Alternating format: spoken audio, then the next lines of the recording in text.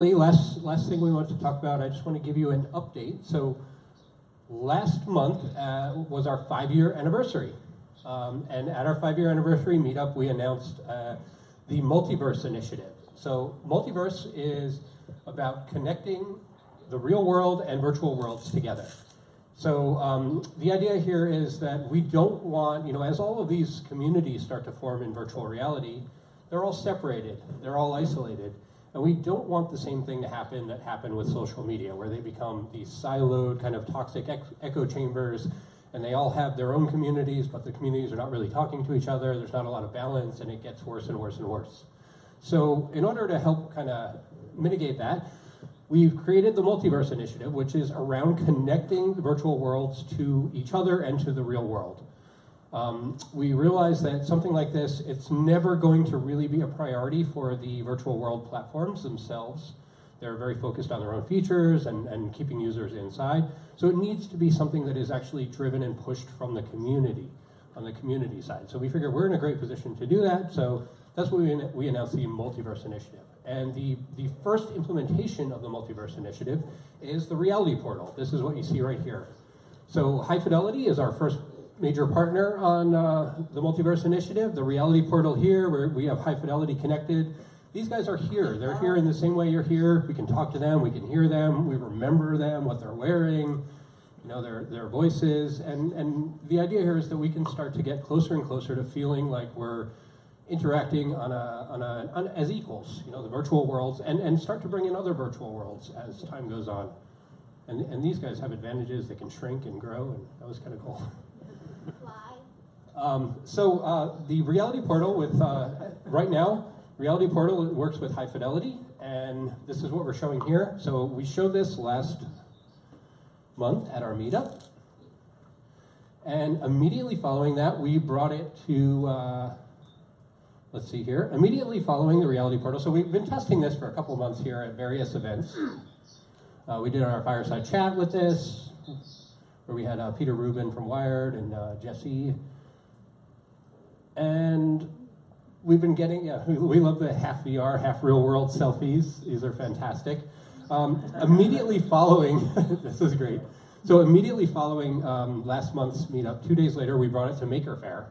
So that was the real first public showing of the reality portal. So we brought this big screen, we did this whole big trust set up.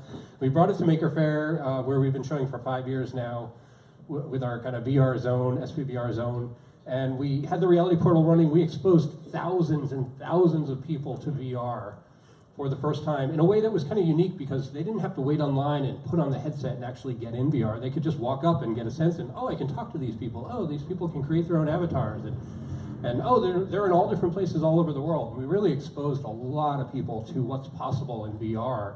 And we think this is actually a really effective mechanism to evangelize VR, because getting people in the headset, as we know, it's high touch. We also did a little tour, so this is where you see the giant John back there, John's giant head. We did a little tour, so we took our folks in VR around Maker Faire, and we had a little mobile portal unit and showed them around, and had a lot of fun with that. So this was what the setup looked like at Maker Faire.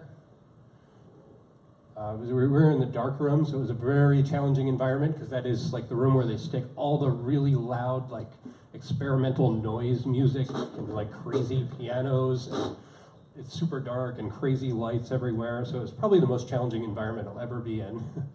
But it held up, it worked. We had a ton of people just kept coming, and they would just come back over and over throughout the weekend. They just became obsessed with it. So that was a lot of fun. It really proved to us that this is extremely valuable and interesting to people. And the kids just got it immediately. It was amazing that one thing we really noticed is that kids immediately understood that these were people they could talk to. That's a video.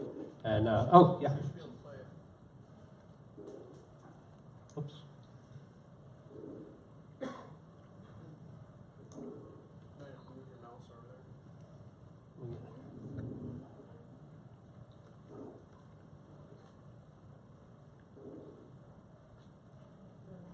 Jasmine.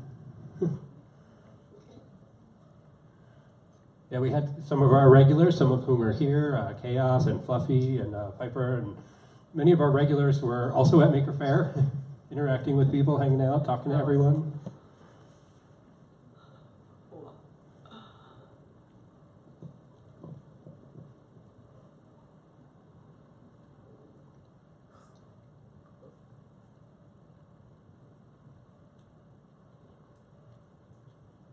I can't believe I just walked sideways to get a better view of the screen. We found out a lot of people, they just couldn't get over the fact that they would be mimicked, or that you could, that they could do something and then the people on the other side would do it too. That was just amazing to people. So we noticed a few interesting things, is that kids immediately got it, that it was other people. Adults assumed it was AI. That was a strange thing. They're like, this is really, really good AI. It's really copying me. It's doing exactly what I do. It's very fast. Like, yeah, we have pretty good intelligences. Yeah, we had a lot of these kind of the people doing the wave across all sorts of things. Yeah, a lot of really interesting emergent behavior. I think behavioral psychologists, sociologists would have a field day with this kind of thing. Is that the? I think that was. Yeah, that was the last one. So, so I don't have any images of it, but after this, we actually also brought it to AWE. So we had the reality portal right on the floor of AWE. We had a very different environment at AWE where we brought it to the actual expo floor. We actually got a really good spot right in the, well-lit, kind of the big sponsor zone right inside the door there. And the interesting part was that the adults had a much harder time getting their head around what was going on. People that are in the industry, people that go to AWE, they had a much harder time getting their head around that, oh, this is actually real people on the other side. Yeah, really just fascinating to us. So we're going to continue doing this. The reality portal, as I said, this is just an early step in the Multiverse initiative, and High Fidelity is the first step there. We have a ton of exciting things that we're working on that we'll be announcing soon and talking about soon. And we're going to be bringing the reality portal, of course, doing it at all our own events here, but we're going to be bringing it to events around the world over the next year. So our next event we're going to bring it to is SIGGRAPH. So that's coming up in a couple of months, and Julian wanted me to remind everyone that tomorrow is the last chance to get the early bird prices for SIGGRAPH. SIGGRAPH this year is in Vancouver. I've been to SIGGRAPH in Vancouver, and it's an awesome place for it. If anyone hasn't been to the Vancouver Convention Center, it's like the best place for a convention ever. It's so nice. You're right on the water. There's like killer whales swimming, and it's amazing. So hopefully we'll see you all there. And many times between now and then. So and the reality portal mobile. Reality portal yeah, we have a couple of things coming in that respect as well, but it's coming. Awesome. We'll take it around the world. Cool. So yeah, that's just a quick update on the Multiverse and reality portal and where we're going with that and how it's actually behaving out there in the field. And with that, I'm going to open it up to community announcements and then demo time. So anyone have any community announcements? Anyone who's demoing want to tell people what you're showing tonight? Anyone? Anyone? Anyone? Yes, Chris. Yeah, come on up. Come on up so the people in VR can see you because you're just out of camera shot. Thanks, Carl. Yeah. So I just wanted to say hello and just let everyone know that HTC Vive, that's where I'm from, we actually announced yesterday our Vive Libraries program, which is bringing Vives to public libraries around California and Nevada. So we have about over 110 Vives that are being deployed. Most of them are being deployed across those two states for public use. It's really kind of our way to help democratize VR for all, especially in areas that are underserved or maybe have access barriers to room scale VR, but we feel really strongly about this initiative, and we're very excited about it. There's some in Morgan Hill, Santa Clara Library, Sunnyvale, up the peninsula to South San Francisco, East Bay, Marin. So you can just basically go to our blog to check it out, blog.vive.com. And in addition to just the hardware, we also put together and curated a really great package of educational experiential content basically for free, just because libraries are free. It's a great community center. Libraries are wonderful resources for technology in general, and we want just kind of the best, experiences for the whole family to really enjoy. So we have over 35 pieces of content and lots more interested people and other developers who want to bring their content to libraries and bring it to the larger masses. So maybe Multiverse could even live in a library, and I think that would be amazing. Let's do it. And this is just the beginning, so we'd love to get more VR into libraries all over the country, all over the world, and just give more access to everybody. So I just wanted to let everyone know. Awesome. Thanks. Yeah. Thanks, Chris. So yeah, thank you for doing that too. That's awesome. I spent a significant portion of my adolescence in libraries reading about virtual reality. So it would have made my dreams come true.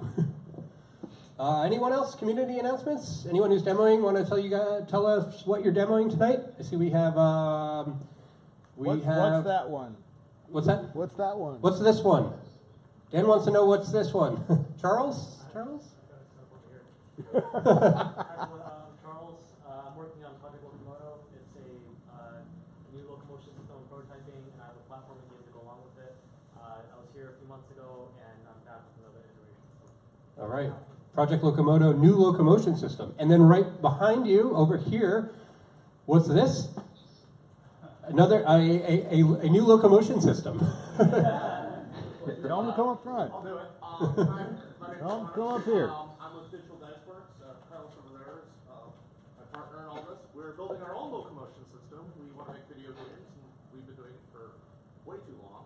And we found out most locomotion systems in VR sucked, and we wanted to do something, so we created something, and it works great. We're very proud of it, and we've released it open source. So come try it out. Awesome. Awesome. The last great problem of VR, not the last great problem, but one of the great unsolved problems of VR, locomotion. I'm glad people are banging away at it here. All right, and then you folks over here, I'm sorry, I'm putting you on the spot. I'm going to make you tell everyone what you're demoing. Hey, Multiverse. I'm from Lucy. This is my colleague John. We're an entertainment company, and we're showing off our new product, Immerse. We'd love for you guys to give us some feedback and let us know what you think. All right, awesome. All right, and then we have some demos running. We have the BrainFizz haptic floor is in the Oculus room over here. We have Beat Saber in the green screen room with the TPcast wireless. We have just a Vive up front, just running all the cool stuff that Vives do. Please enjoy STYLY. STYLY, Mike is giving demos. You'll be able to play on the computer, and then I also have a Lenovo Mirage and Oculus Go hooked up there, so you can view the output. So either create or experience, up to you guys. That's awesome. I haven't tried the Mirage yet. I'm excited to try that. All right, everyone. Demo time. Thank you all very much.